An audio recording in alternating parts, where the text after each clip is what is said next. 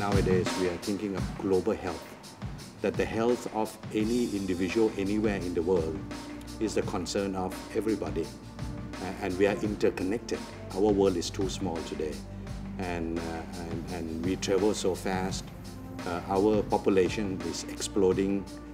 The people in the urban areas now, last year, there are 50% of the people in the world are living in the urban area.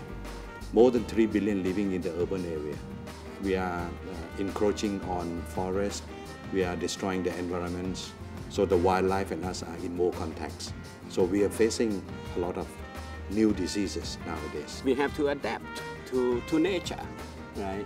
Whether we have enough knowledge, understanding, and we have to try to adapt ourselves, whether we can make use of technologies, adapt, the way that we produce, or otherwise, we have to adapt the way that we consume. Well, the importance of climate adaptation is that if we cannot adapt to the changes that are coming, that are going to affect our lives, then our survival is going to be threatened.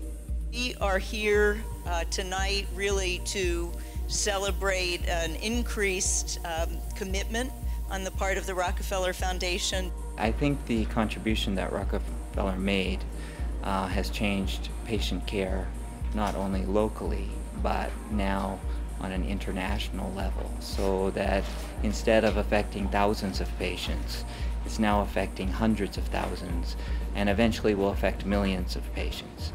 Open medical record system means better patient care for us, because with the system we are able to improve the patient care, we are able to get data entered, and the hospital is able to make better decisions.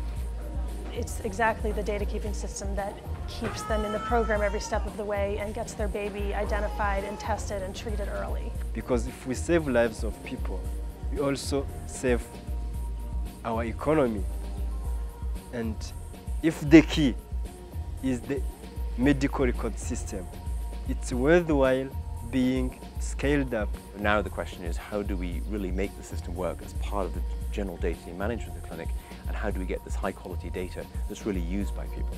And for me, that's the most important thing. If people come back and if they complain, if, for example, we had a bad day and the power wasn't on, and they say, look, this is a problem because we rely on the system, then you know you're in the right direction. We are laying out fiber optic cables. We've delayed out fiber optic cables within Kigali, and the plan is to have, before the end of this year, every district to have access to fiber optic technology. And the aim again is to link this fiber optic, the local fiber optic technology, to the international fiber optic backbone in the undersea cables in the Indian Ocean. And that is going to be a revolution, I think. It is extremely important for us to educate our people, both ordinary people and decision makers, so that they can appreciate that Africa needs to take climate change very seriously. In relation to the climate change, we have to make the city more resilient. That's very important, right? How to prepare ourselves, the city and the people and the community to be resilient to the climate change. In this debate of climate change is the ability to see the linkage between what the impact of climate change is going to have on the livelihoods of people generally. I should also say that in this region, beans are not just important, but it's an important crop. What happens is that this is one of the crops that they can easily sell and make little money for themselves, apart from having food for the children to eat and for themselves also. This is a product of one seed, from one seed from one plant. After we fuse them, that plant has produced, and now you can see about 1 acre of seed here. So this is one of the very good examples of a variety that can really change things around in the farmers, under the farmers' conditions, give them food and also income. I'm excited when I see this kind of product, and especially when it is coming from a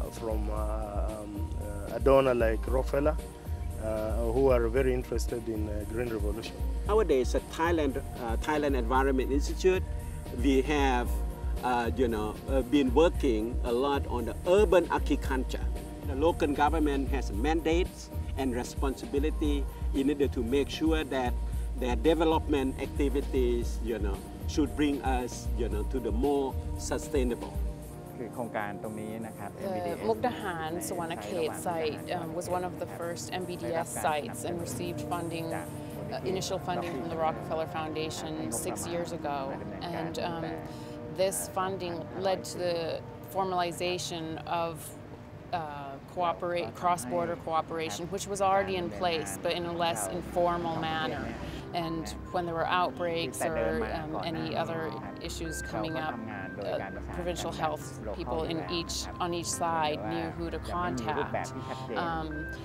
Funding from Rockefeller also helped lead to increased or the introduction of technology in cross-border disease surveillance. BioFix, we stress on the issues of public health informatics. Now, we feel that the existing surveillance system to detect the new occurrence of the disease must be timely, must be accurate, and must be complete. And we know that nowadays we have a good technology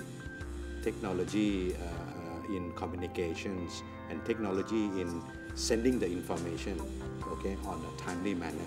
Rockefeller Foundation has been generously supporting the Mekong countries because they realized that we need more collaborations.